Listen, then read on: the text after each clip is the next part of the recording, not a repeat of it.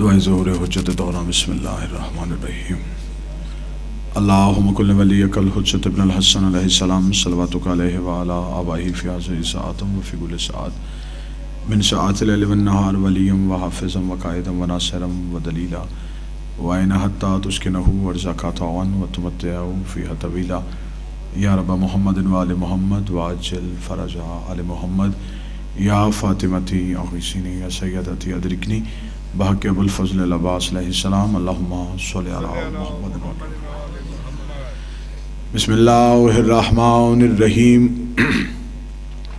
الحمد للہ رب العالمین اللہم ایکا نعبد و ایکا نستعین الصلاة والسلام وتحیۃ والاکرام علی آباء الحسین وبناء الحسین وجداء الحسین واولاد الحسین واصحاب الحسین ولعنت اللہ علی اعداء الحسین اما بعد فقد قال حق سبحانہ تعالی فی کتابہ المجید وفرقان الحمید وهو اصدق الصادقین وقولہ الحق بسم اللہ الرحمن الرحیم ذکر فإن الذکر تنفع المؤمنین بلندتر صلوات اللہم صلی علی محمد محبان نبی و اہل بیت نبی حبداران رسول و اہل بیت رسول دعا ہے کہ آل محمد کا عظیم کریم خالق ہماری اس عظیم ترین عبادت کو اپنی بارگاہ میں شرف قبولیت عطا فرمائے۔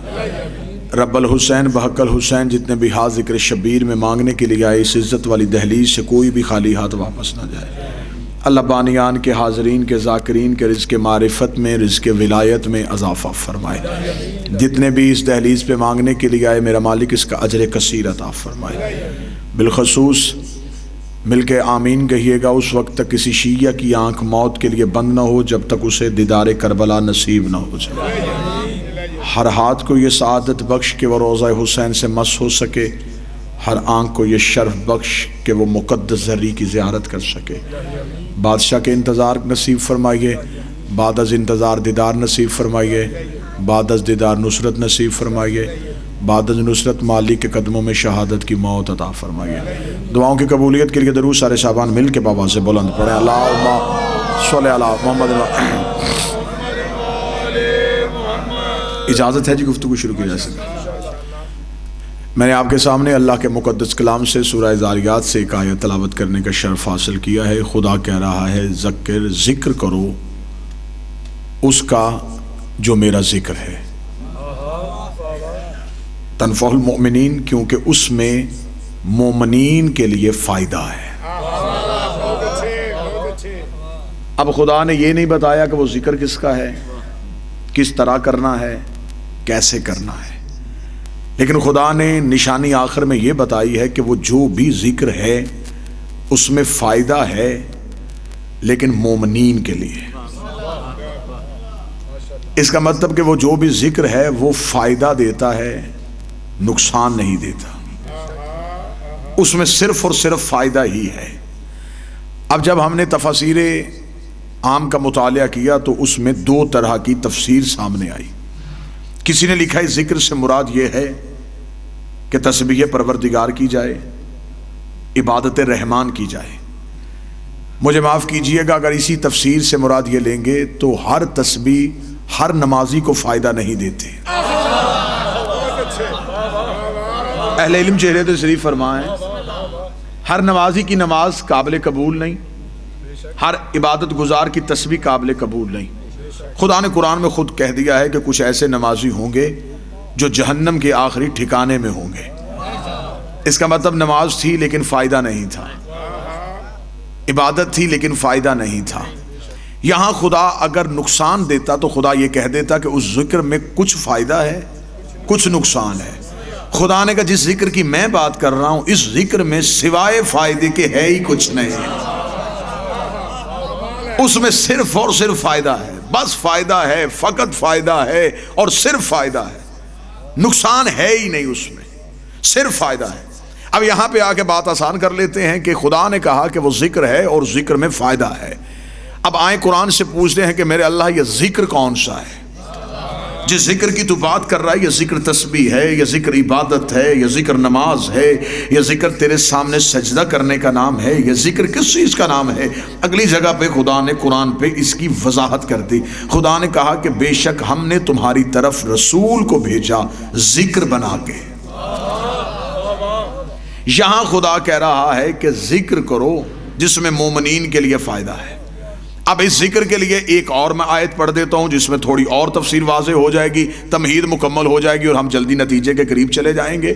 اگلی جگہ پہ جا کے خدا پھر بول پڑا، اب ذکر ہم نے ڈھونڈنا ہے سرکار، ہم ہیں ذکر کے پیچھے کہ وہ ذکر کون سا ہے۔ اگلی جگہ پہ خدا نے قرآن پہ جا کے تھوڑی سی وضاحت اور کر دی، فَاسْأَلُوا أَهْلَ الذِّكْرِ، سوال کرو اہل ذکر سے، پوچھو اہل ذکر سے، سوال کرو تم اہل ذکر سے۔ اب اہل ذکر جو ہیں اس سے مراد اب اللہ نہیں، کیونکہ یہاں اہل کا ذکر ہو رہا ہے کہ کچھ ایسے لوگ ہیں جو صاحبان ذکر ہیں۔ دوسری جگہ پہ خدا قرآن میں کہہ رہا ہے کہ میرا نبی ہے ذکر، یہاں کہہ رہا ہے اہل ذکر۔ اگر اہل ذکر کا سادہ ترجمہ کیا جائے تو سادہ ترجمہ یہ ہوگا، خدا کہہ رہا ہے اہل بیت سے سوال کرو۔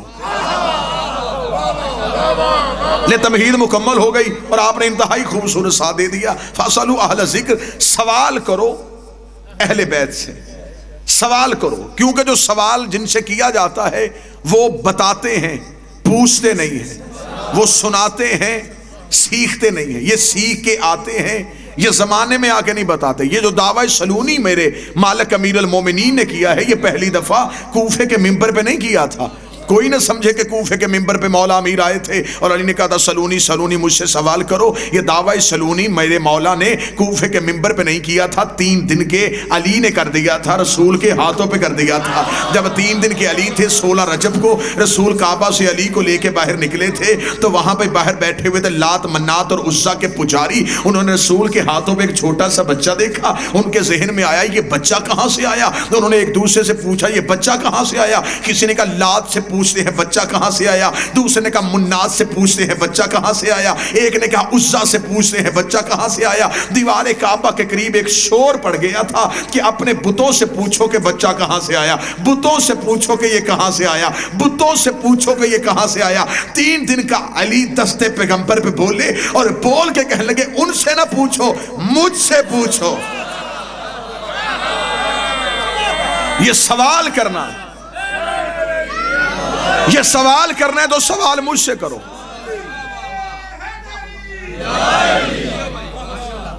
سوال مجھ سے کرو، پوچھو مجھ سے۔ آج بندے اکثر یہ اعتراض کرتے کہ حد ہو گئی ہے، شیعہ فضائل علی میں اتنا آگے چلے جاتے ہیں، سمجھ میں نہیں آتا۔ کبھی 3 دن کا بچہ بھی بول رہا ہے، چل تو علی کو نہ مان، جن ہاتھوں پہ بول رہا انہیں تو مان۔ یہ تو مانتا کہ یہ وہی ہاتھ ہے جس پہ پتھر بولے تھے۔ میں تو ذمہ دار چہروں سے گفتگو ہو رہی کہ ہاتھ وہ ہیں جن پہ پتھر بولے تھے۔ پتھر بولے تو کوئی اعتراض نہیں، کیونکہ دستے پیغمبر پہ بے عیب چیز بولتی ہے۔ 3 دن کے علی بولے اور 3 دن کے علی نے ماضی کی خبر بھی دی، مستقبل کی خبر بھی دی۔ غیب جاننا کسے کہتے ہیں؟ حاضر کو جاننا غیب نہیں، غیب کو جاننا غیب ہے۔ ماضی غائب ہے، میں پہنچا مجھ سے پہلے کس نے پڑھا میں نہیں جانتا، میں پڑھ کے چلا جاؤں گا میرے بعد کون پڑھے گا میں یہ بھی نہیں جانتا۔ اس وقت میرے سامنے کتنے بیٹھے ہیں میں یہ جانتا ہوں۔ جو ماضی میں جھانکے وہ بھی علم غیب جانتا ہے، جو مستقبل کی خبر دے وہ بھی علم غیب جانتا ہے۔ علم غیب کی تعریف یہی ہے، علمی چہرے تشریف فرما ہے جو ماضی اور مستقبل کی ہمہ وقت خبر دے سکتا ہو، وہ علم غیب جانتا ہے۔ 3 دن کے علی نے رسول کے ہاتھوں پہ آ کے 2 اعلان کیے، فرمایا توریت سناؤں، انجیل سناؤں، زبور سناؤں۔ ان تینوں کا تعلق ماضی سے تھا، یہ پہلے آ چکی تھی۔ اب علی صرف ماضی کی خبر نہیں دے رہے، اور اسی جملے پہ رسول کے ہاتھوں پہ بول کے کہا اگر آپ کہیں تو قرآن سناؤں۔ قرآن ابھی نازل نہیں ہوا، اور خدا خلقت کے معیار بتا رہا ہے. خدا قرآن میں کہتا ہے کہ تم جب ماؤں کے بطنوں سے باہر آئے تم کسی شے کا علم نہیں رکھتے تھے. لا تعلمون شیئا، تم کچھ نہیں جانتے تھے. تمہیں زمانے نے آ کے سکھایا. جب تم دنیا میں تم یہ بھی نہیں جانتے تھے کہ ماں کون ہے، باپ کون ہے. تمہیں رشتوں کی پہچان نہیں تھی، تمہیں بولنے کا طریقہ نہیں تھا، تمہیں گفتگو کا سلیقہ نہیں تھا. تم نے جو سیکھا زمانے سے آ کے سیکھا ہے، جو کچھ سیکھا ہے زمانے سے آ کے سیکھا ہے. خدا نے خلقت کے معیار بتا دیے ہیں، خدا نے خلقت کے اصول بتا دیے ہیں. خدا نے بتایا کہ جو دنیا میں آ کے سیکھیں، دنیا میں آ کے سیکھیں، وہ پیدا ہوتے ہیں، وہ ماؤں کے بطنوں سے پیدا ہوتے ہیں. جو زمانے میں آ کے سیکھے وہ ماؤں کے بطنوں سے پیدا ہوتے ہیں. اور جو 3 دن کے ہاتھوں پہ آ کے بولے وہ پیدا نہیں ہوتے، وہ ظاہر ہوتے ہیں.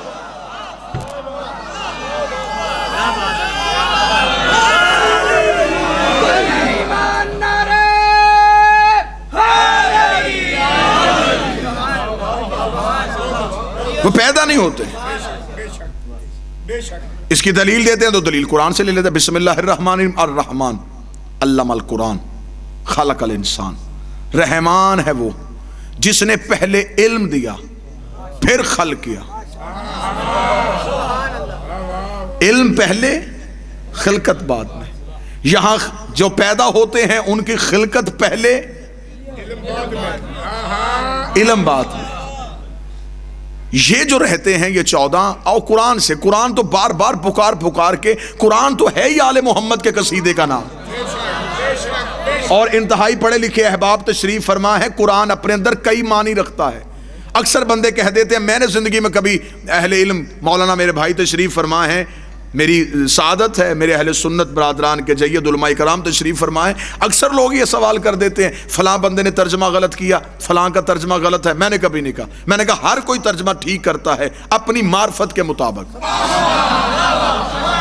ترجمہ سب ٹھیک کرتے ہیں اپنی معرفت کے مطابق. اس کے لیے میں اگلا جملہ معرفت کا کہنے لگا ہوں. قرآن ہاتھوں پہ آ کے جب کھلتا ہے نا تو قرآن قاری کا چہرہ دیکھتا ہے.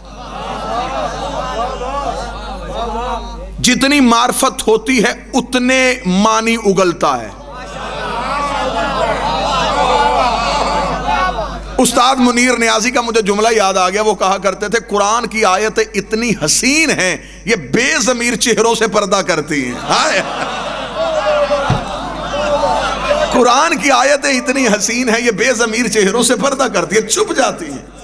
کیونکہ قرآن کہہ رہا ہے کہ میرے اندر بھی ایک چھپی ہوئی کتاب ہے. قرآن قاری کا چہرہ دیکھتا ہے اور پھر قرآن اس کی معرفت کے مطابق اپنے معنی اگلنا شروع کر دیتا ہے. جتنی وہ معرفت بڑھاتا جاتا ہے قرآن اسے اتنی ہی معرفت دیتا چلا جاتا ہے. اور بہتر ہوتا ہے کہ جب قرآن وارث سے لیا جاتا ہے تو پھر قرآن اپنے معنی کو صحیح انداز میں بہتر طریقے سے بیان کرتا ہے. جیسا کہ میرے بادشاہ کے سامنے ایک شخص نے آ کے کہا مولا ایک طرف آپ کہتے ہیں کہ حدیث ہے ہم سارے ہی محمد ہیں، پھر آپ میں کوئی علی کیوں، کوئی حسن کیوں، کوئی حسین کیوں، کوئی سجاد کیوں، کوئی جعفر کیوں، پھر سارے محمد کیوں نہیں، پھر یہ نام مختلف کیسے؟ اب جواب ہی بتائے گا کہ میں امام کی زبان سے نکلا ہوں. اس میں بتانے کی ضرورت نہیں ہوتی. معصوم اور غیر معصوم کا لہجہ بتا دیتا ہے، جملہ بتا دیتا ہے کہ میں کس زبان سے نکلا ہوں. جس کی زبان بولی اور نہج البلاغہ بنے.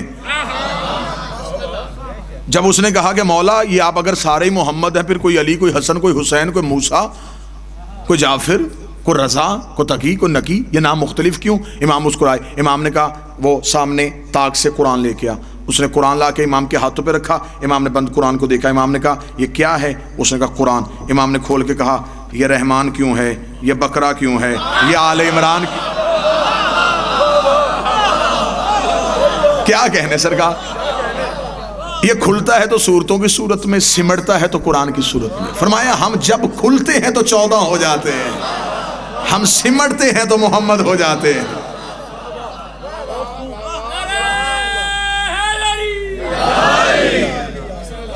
لیکن قرآن سمجھ میں تب آتا ہے، صاحبان علم قرآن سمجھ میں تب آتا ہے جب قرآن وارث سے لیا جاتا ہے. میرے مولا کوفے کے ممبر پہ ایک شخص نے آگے سوال کیا. اس نے کہا یا علی کل انبیاء کتنے ہیں؟ فرمایا کم و بیش لگ بھگ 1.25 لاکھ. اس نے کہا قرآن دعویٰ کر رہا ہے کہ میرے اندر ہر چیز کا ذکر موجود ہے، ہر خوش کو تر کا ذکر موجود ہے. تو اگر قرآن کے اندر ہر چیز کا ذکر موجود ہے تو ان انبیاء کے نام قرآن میں کیوں نہیں؟ یا تو سارے نبیوں کے نام قرآن میں دکھائیے یا دعوی قرآن کو واپس لے لیجئے. امیر المومنین مسکرائے اور کوفے کی مسجد کے باہر ایک نیم کا درخت، جسے ہم اردو میں نیم کا درخت کہتے ہیں، اس میں ایک پھل لگا ہوتا ہے جسے اردو میں نبولی بولتے ہیں. امیر نے فرمایا وہ نبولی توڑ کے لے کے آ. وہ نبولی توڑ کے لے کے علی نے فرمایا میرے ہاتھ پہ رکھ. اس نے کہا یا علی میں آپ سے پوچھ رہا ہوں کہ 1.25 لاکھ نبیوں کے نام قرآن کی کسی صورت میں دکھائیں، آپ کہہ رہے ہیں کہ نبولی میرے ہاتھ پہ رکھا. علی نے فرمایا اس نبولی میں تیرے سوال کا جواب. اس نے کہا مولا سوال کا جواب کیسے؟ امیر نے فرمایا یہ کیا ہے؟ اس نے کہا نبولی. امام نے فرمایا اگر اسے میں تھوڑی سی ریت ہٹا کے یہیں دفن کر دوں تو یہاں سے اسی نبولی سے ایک پورا نیم کا درخت نکلے گا؟ اس نے کہا بے شک مولا نکلے گا. فرمایا اس کے اندر ایک پورا درخت چھپا ہوا ہے، اس کے اندر جڑ ہے، تنا ہے، پتے ہیں، دکھا. باہر سے تو آنا نہیں، آئے گا تو اس کے اندر سے، دکھا. اس نے کہا مولا ایسے نظر نہیں آئے گا جب تک زمین کے حوالے نہیں کریں گے. امام نے فرمایا واپس چلا جا، قرآن تب تک سمجھ میں نہیں آئے گا جب تک وارث کے حوالے نہیں.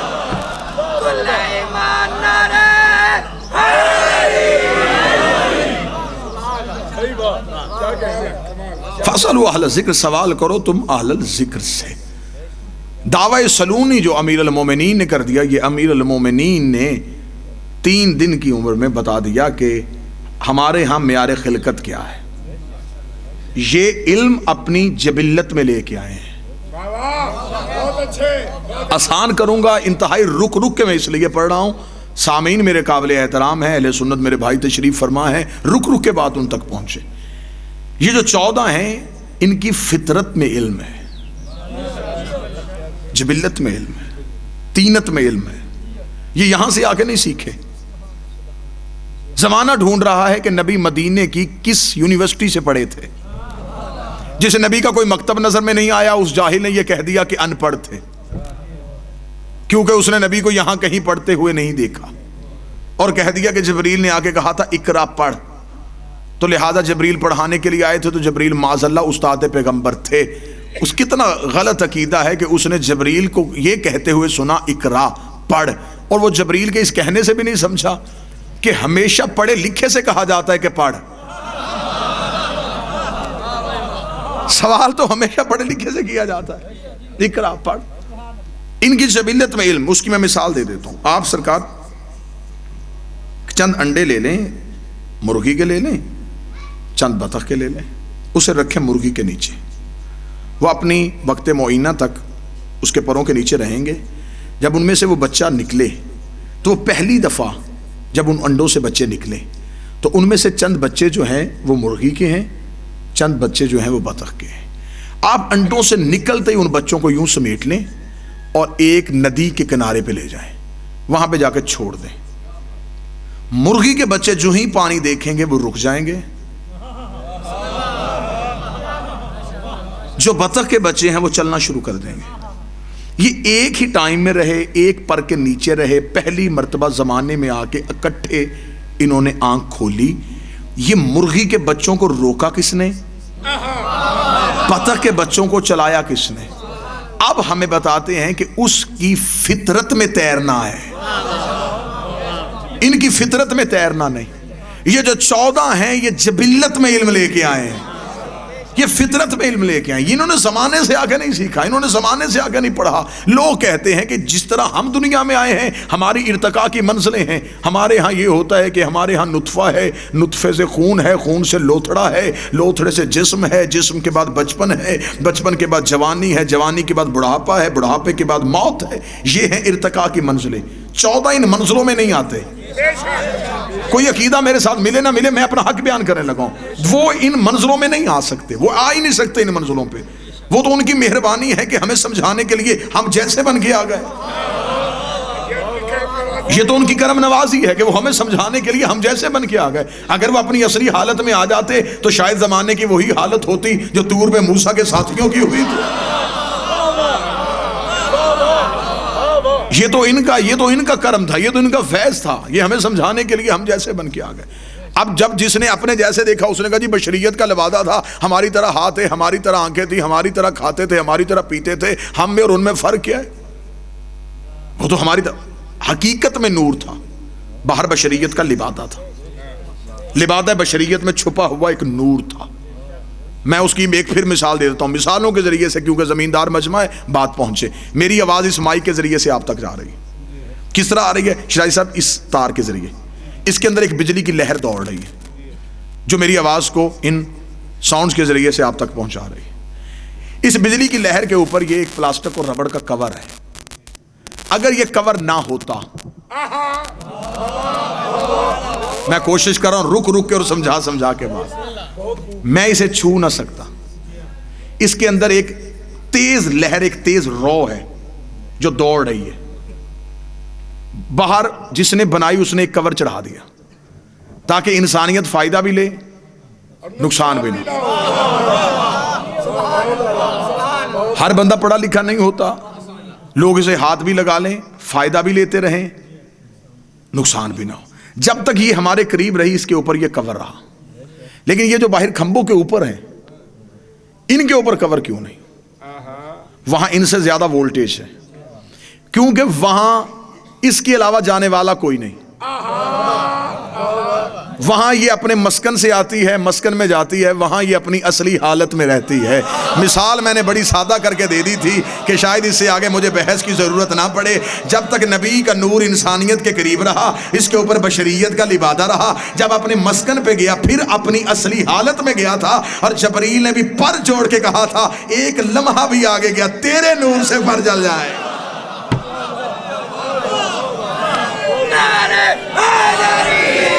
یا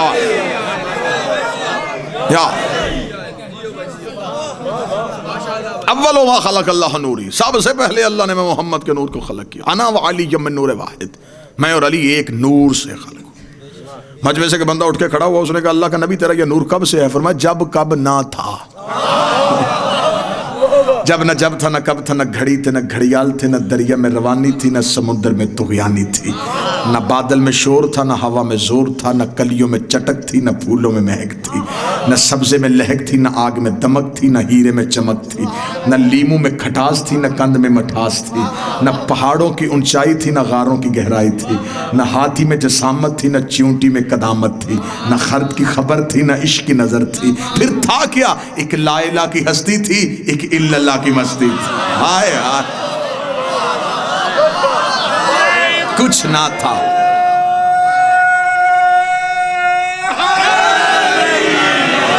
کچھ نہ تھا ہم تھے, کچھ نہ ہوگا ہم ہوں گے. کچھ بھی نہ تھا, کیا کہوں کیا تھا, جو بھی کہوں گا وہ لفظ ہوں گے. لفظ نہ تھے, یہ تھے. میری مجبوری ہے, خطابت کر تو رہا ہوں لیکن مجبوری ہے کہ میں کیا کہوں کیا تھا. زبان جبرائیل کی طرح کانپ کے پیچھے رہ جاتی ہے. کیا کہوں کیا تھا, اور یہ تھے. بس یہ ہے, ایک بنانے والا تھا, ایک بننے والا تھا, ایک عزتیں دینے والا تھا, ایک عزتیں پانے والا تھا. ایک نور تھا اور ایک نور کی پرچھائی تھی. ایک حقیقت تھی اور ایک مثل تھی. یہ توحید کی مثلیں ہیں. جب آپ آئینے کے سامنے کھڑے ہوتے ہیں, جو آئینے کے اندر نظر آ رہا ہوتا ہے وہ آپ نہیں ہوتے, آپ کی مثل ہوتا ہے. آپ ہاتھ اٹھاتے ہیں وہ بھی اٹھا لیتا ہے, آپ مسکراتے ہیں وہ بھی مسکرا دیتا ہے, آپ بیٹھتے ہیں وہ بھی بیٹھ جاتا ہے. آپ اس سے بھی زیادہ خاموش ہو, نتیجہ دینے میں مجھے اتنا لطف آئے گا کیونکہ آپ کا تجسس بتا رہا ہے کہ آپ گہرائی تک جانا چاہتے ہیں. شرازی بادشاہ, وہ جو اندر ہے وہ سب کچھ وہی کرتا ہے جو باہر والا کرتا ہے. کیوں کرتا ہے؟ اس لیے کہ اندر والے کا اپنا ارادہ کوئی نہیں ہوتا. اندر والا وہی کرتا ہے جو باہر والا کرتا ہے. توحید نے انہیں اپنے عکس, اپنی پرتو بنا کے زمانے میں بھیج دیا. خدا نے بتایا اب ان کا اپنا ارادہ کوئی نہیں ہے, یہ وہ کہتے ہیں جو خدا کہتا ہے. اس لیے خدا نے کہہ دیا وما ینطق عن الہوی ان هو الا وحی یوحی. میرا حبیب یہ جو بھی بولتا ہے تو نہیں بولتا, تیرے اندر میں بولتا ہوں. کنکر رسول نے پھینکے, خدا نے کہا یہ اس نے نہیں پھینکے, یہ میں نے پھینکے. بیعت نبی نے کروائی, خدا نے کہا اس نے نہیں کروائی, یہ میں نے کروائی ہے. بولا رسول تھا, خدا نے کہا میں بولا ہوں. کنکریاں رسول نے پھینکی, خدا نے کہا میں نے پھینکی ہے. بیعت نبی نے اپنے ہاتھ پہ کروائی, خدا نے کہا میرے ہاتھ پہ ہوئی ہے. اس کا مطلب ہے جو غدیر پہ علی کی امامت کا اعلان ہوا ہے یہ بھی رسالت نہیں کر رہی بلکہ خود توحید کر رہی.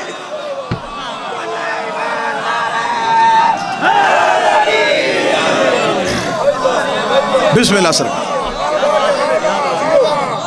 اس نے اپنے عکس بنا کے انہیں بھیج دیا اپنی. بس یہ وہ وجود ہے جس کے اندر اس کے نور کی حقیقتیں اور تجلیاں ظاہر ہوتی ہیں. یہ وہ سراپے ہیں، یہ وہ شکلیں ہیں جو اس کی پہچان کرواتے ہیں. آسان کر دیتا ہوں، یہ 14 وہ صاف اور شفاف آئینے ہیں جن سے توحید نظر آتی ہے.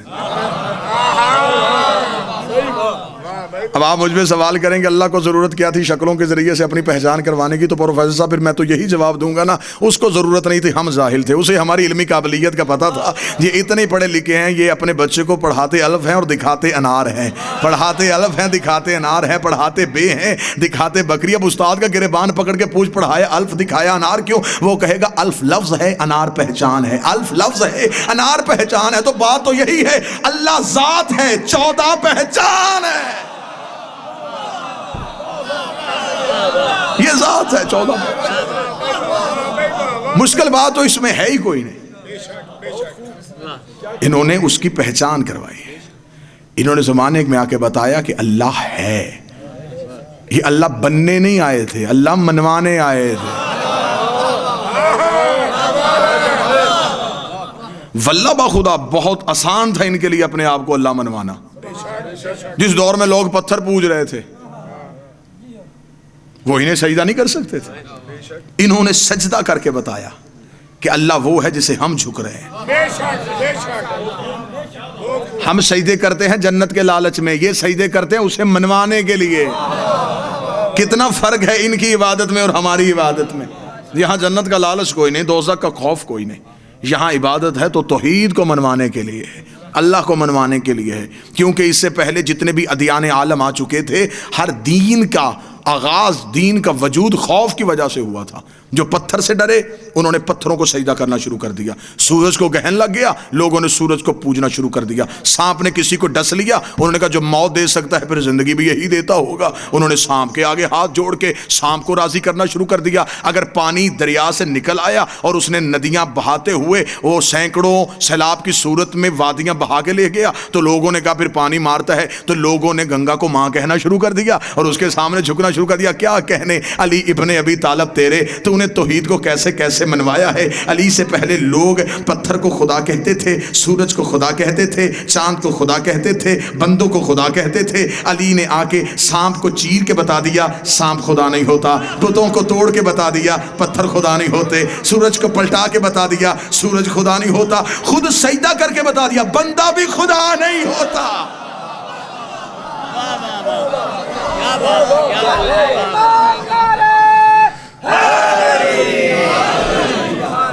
اول ما خلق اللہ نے، سب سے پہلے اللہ نے میں محمد کے نور کو خلق کیا اور پھر میں اور علی ایک نور سے خلق ہوئے.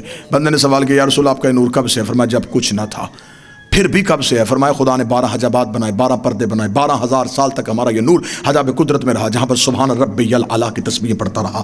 11,000 سال تک یہ نور حجاب منت میں رہا، جہاں پر سبحان من ہوا قائم لا یلہو کی تسبیح پڑھتا رہا. 10,000 سال تک یہ نور حجاب سعادت میں رہا، جہاں پر سبحان من ہوا دائم لا یسہو کی تسبیح پڑھتا رہا. 8,000 سال تک یہ نور حجاب کرامت میں رہا، جہاں پر سبحان من ہوا غنی رفت کی تسبیح پڑھتا رہا. 7,000 سال تک یہ نور حجاب عزت میں رہا، جہاں پر سبحان ذی العزت والجبار کی تسبیح پڑھتا رہا. 6,000 سال تک یہ نور حجاب رفت میں رہا، جہاں پر سبحان رفیع الاعلیٰ کی تسبیح پڑھتا رہا. 5,000 سال تک نور حجاب نبوت میں رہا، جہاں پر سبحان ذی المن والمنان کی تسبیح پڑھتا رہا. 4,000 سال تک نور حجاب ہیبت میں رہا، جہاں پر سبحان ذی الہیبت عند الموت تسبیح پڑھتا رہا. 3,000 سال تک نور حجاب غیبت میں رہا، جہاں پر سبحان ذی الغیبت عند الموت تسبیح پڑھتا رہا. 2,000 سال تک نور حجاب حسن میں رہا، جہاں پر سبحان ذی الحسن والجمیل کی تسبیح پڑھتا رہا. 1,000 سال تک حجاب شفاعت میں رہا، جہاں پر سبحان ربی الاعلیٰ وبحمدہ کی تسبیح پڑھتا گیا. رسول کہتے ہیں 12 پردوں سے ہمارے نور کا نکلنا تھا. فقطر منہم مئۃ فقطر 24، میرے نور سے ایک کم 1,24,000 پسینے کے قطرے گر گئے. خدا نے ہر قطرے کے صدقے ایک نبی بنا دیا. میرے پسینے کے قطرے گرتے گئے، کوئی آدم صفی اللہ بن گیا، کوئی نوح نجی اللہ بن گیا، کوئی ابراہیم خلیل اللہ بن گیا، کوئی موسیٰ کلیم اللہ بن گیا.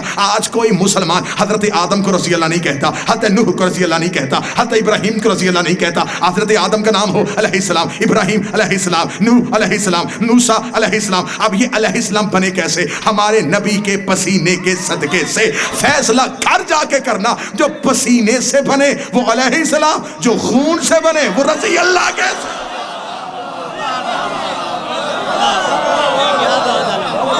جن کا خون نبی کا خون.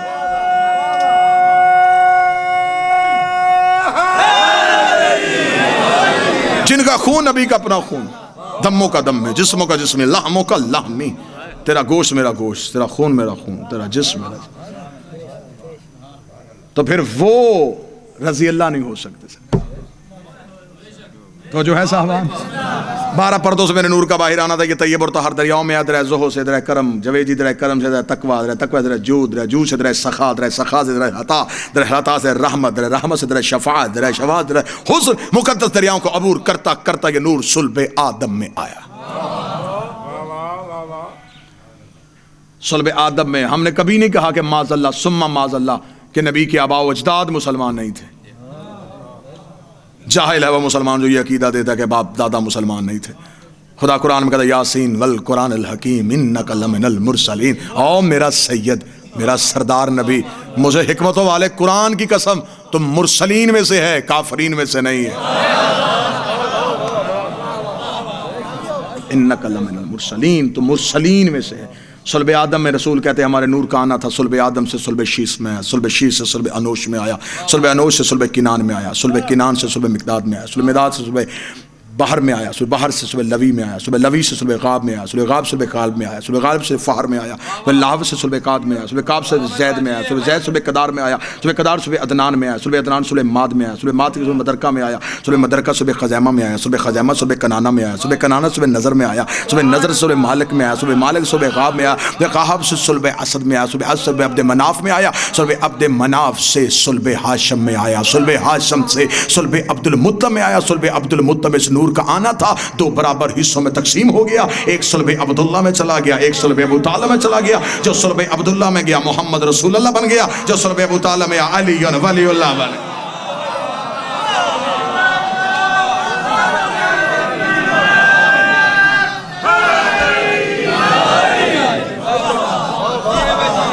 جی ہاں، معصوم سے سوال کیا گیا کہ مولا آپ توحید کے کہاں رہتے تھے؟ فرمایا ہم توحید کی اندیت میں رہتے تھے۔ بڑا خوبصورت سفر ہوا، تو میں چاہتا ہوں کہ نتیجہ بھی اتنا ہی خوبصورت ہونا چاہیے۔ فرمایا ہم توحید کی اندیت میں رہتے تھے۔ علم الکلام جاننے والے علم الکلام کی کتاب ممبر پہ لے کے آئیں دیکھتے ہیں کہ قربت کی منزلیں کتنی ہوتی ہیں۔ بات تھوڑی مشکل ہے، لیکن جہاں آپ نے اتنی محبت کی ہے اس معاملے میں ساتھ دیجئے گا۔ کتنی منزلیں ہوتی ہیں سرکار؟ منزلیں ہوتی ہیں 4: قرب، دن، لدن، اندیت۔ علم الکلام کہتا ہے کہ کسی انسان کو جانچنے کے لیے، پرکھنے کے لیے 4 منزلیں ہیں: قرب، دن، لدن، اندیت۔ قرب کیا ہے؟ یہ سارا مجمع میری گفتگو سن رہا ہے، آپ میرے قریب ہیں، سارے قرب نہیں۔ قرب کون ہے؟ یہ جو احباب میرے بالکل سامنے بیٹھے ہیں، یہ میرا قرب ہے، اس لیے کہ ان کے اور میرے درمیان تیسرا کوئی نہیں۔ ٹھیک ہو؟ پیچھے سے کوئی صاحب اگر مجھ تک آنا چاہے، وہ کسی کے کاندھے پہ ہاتھ رکھے گا، کسی کے بازو پہ رکھے گا، وہ لوگوں سے ہوتا ہوا مجھ تک پہنچے گا۔ اگر قبلہ بادشاہ شرازی صاحب مجھ تک آنا چاہیں تو یہ سیدھے بغیر کسی وسیلے کے مجھ تک آ جائیں۔ جن دو کے درمیان وسیلہ کوئی نہ ہو وہ قرب ہوتا ہے۔ اس لیے خدا نے قرآن میں کہا کہ میرے نبی کے قربہ سے محبت کرو،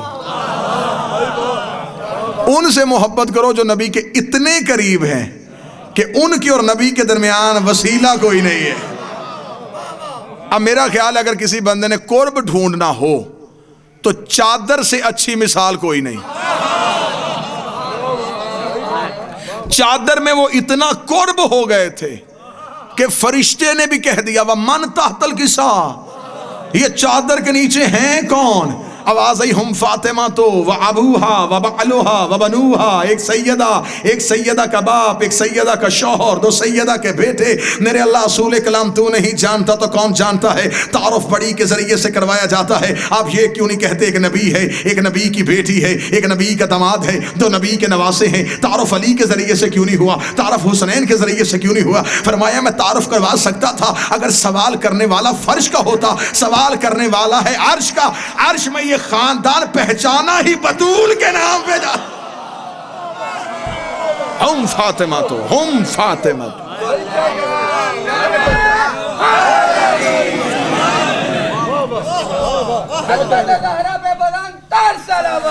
اللہم صلی علی محمد وآلہ۔ اور رسول نے خدا نے کہا کہ کیونکہ آج میں نے سیدہ کے ذریعے سے تعارف اس لیے کروایا، اہل سنت بھائیوں کے لیے پیغام کہ آج ہو رہا ہے اہل بیت کا تعارف۔ میں شروع کروں گا زہرا کے نام سے، سیدہ کا باپ، سیدہ کا شوہر، سیدہ کے بیٹے۔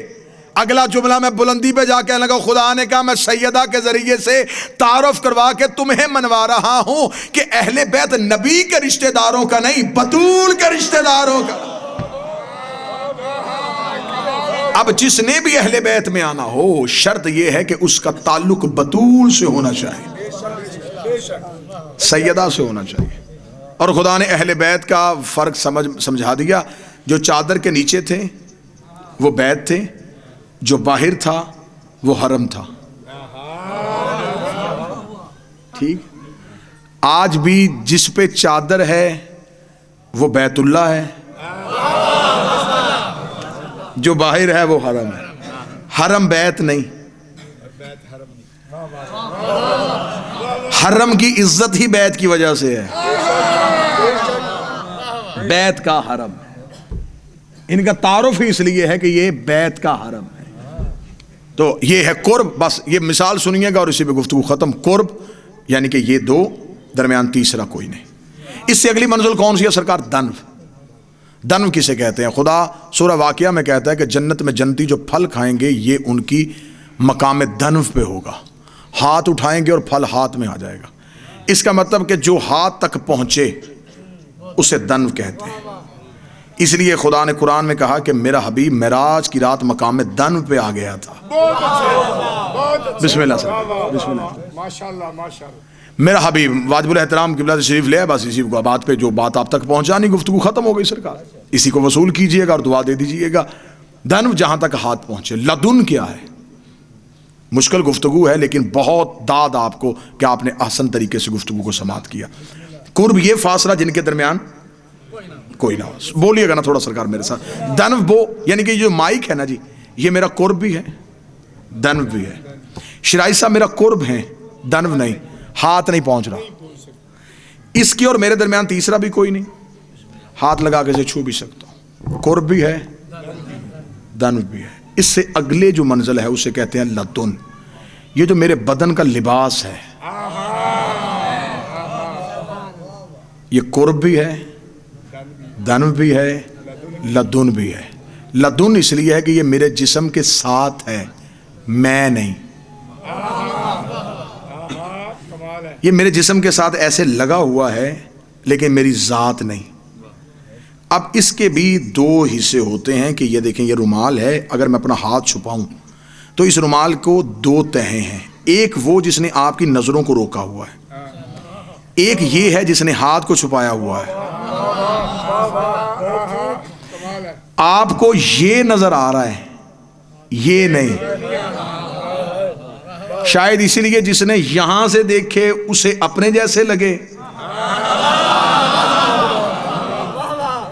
اس سے اگلی ہے اندیت، اور یہ 14 توحید کی اندیت میں رہتے ہیں۔ اندیت کیا ہے؟ یہ جو مجلس میں آپ کے سامنے پڑھ رہا ہوں، یہ گفتگو کہاں سے آ رہی ہے؟ میں دیکھ کے تو نہیں پڑھ رہا، کہیں سے سن کے تو نہیں پڑھ رہا۔ یہ گفتگو، یہ باتیں، یہ لفظ کہاں ہیں؟ یہ میرے اندر ہے، یہ میری اندیت میں ہے، یہ میرے اندر ہے، یہ میرے اندر ہے۔ میں چاہتا ہوں اگلا لفظ یہ کہوں، میں ارادہ کرتا ہوں لفظ ظاہر ہو جاتا ہے۔ میں سوچتا ہوں اگلا لفظ یہ کہوں گا اور وہ ظاہر ہو جاتا ہے۔ اس کا مطلب یہ میری مشیت کے تابع ہیں، میرے ارادے کے تابع ہیں۔ میں صرف ارادہ کرتا ہوں، یہ ظاہر ہو جاتا ہے۔ بڑے سے بڑا سائنسدان لے کے آؤ، وہ میرے خون کے خلیے دیکھ لے گا، وہ میری ہڈیوں کی تہیں دیکھ لے گا، وہ میرے جسم کا ایک ایک ذرہ چھان سکتا ہے، لیکن وہ جتنی مرضی بڑی ہیوی مشینری لگا دے، وہ میرے جسم کے اندر سے میرے لفظ نہیں ڈھونڈ سکتا۔ یہ میرے لفظ کہاں ہے؟ یہ میرے اندر ہے۔ اندر ہے تو نظر کیوں نہیں آتے؟ اس کا مطلب جو اندیت ہوتی ہے وہ حقیقت میں نظر نہیں آ رہی ہوتی۔ میں صرف ارادہ کرتا ہوں، یہ ظاہر ہو جاتا ہے۔ خدا نے کہا یہ 14 اندیت میں ہے، میں ارادہ کرتا ہوں یہ ظاہر ہو جاتا ہے۔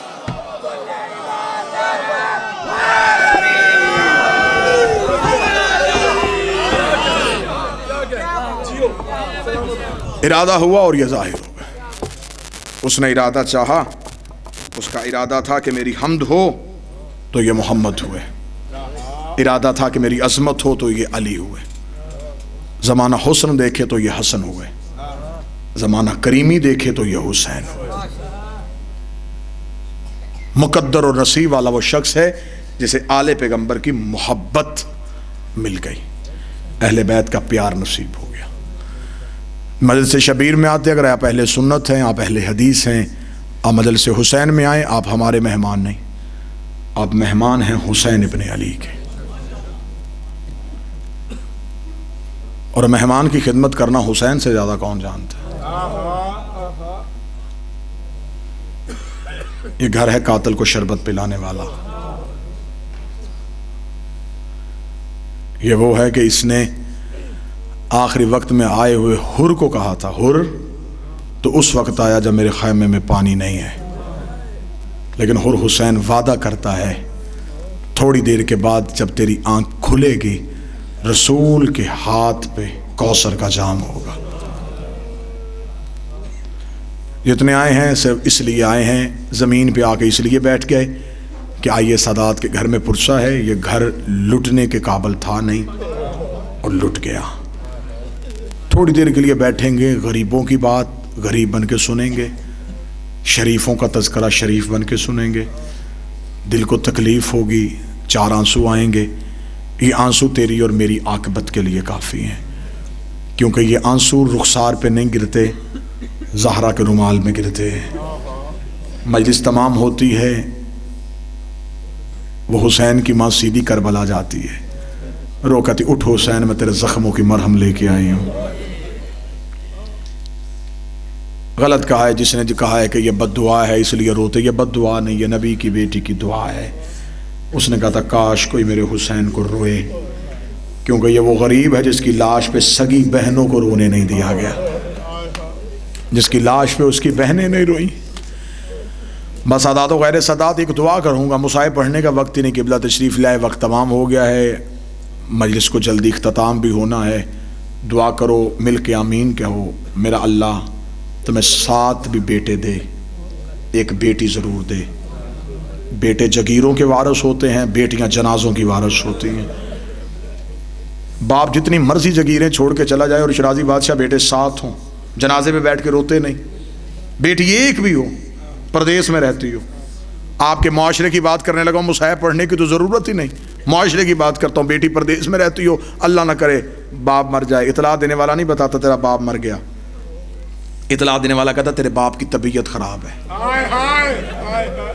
لوگ کہتے ہیں بتا دے مر گیا، وہ کہتا نا نا نا، اس نے سفر کرنا ہے، یہ دور سے آئے گی، یہ رستے میں مر جائے گی، اسے نہ بتانا تمہارا باپ مر گیا ہے۔ بیٹی شیعہ کی ہو یا سنی کی، میں مصاحب نہیں، میں تو تیرے معاشرے کی بات کر رہا ہوں۔ بیٹیوں کو باپ کی موت کی خبر نہیں دی جاتی۔ اب ہم پہ سوال کر، تم کیوں روتے ہو؟ جن کو ہم رونے کے لیے آئے ہیں، 70 قدم کے فاصلے پہ 3 سگی بہنیں سر پہ قرآن رکھ کے قاتل سے کہتی رہی نہ مار، 3 دن کا پیاسا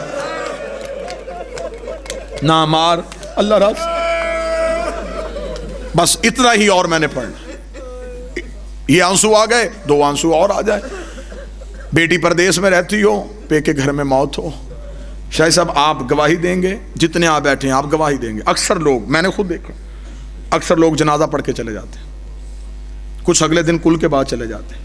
نہیں جاتی تو اس گھر سے بہن اور بیٹی نہیں جاتی، اپنے بچے تیار کر کے حوالے کر دیتی ہے، کر کے کہتی ہے میرے بچوں کا خیال رکھنا۔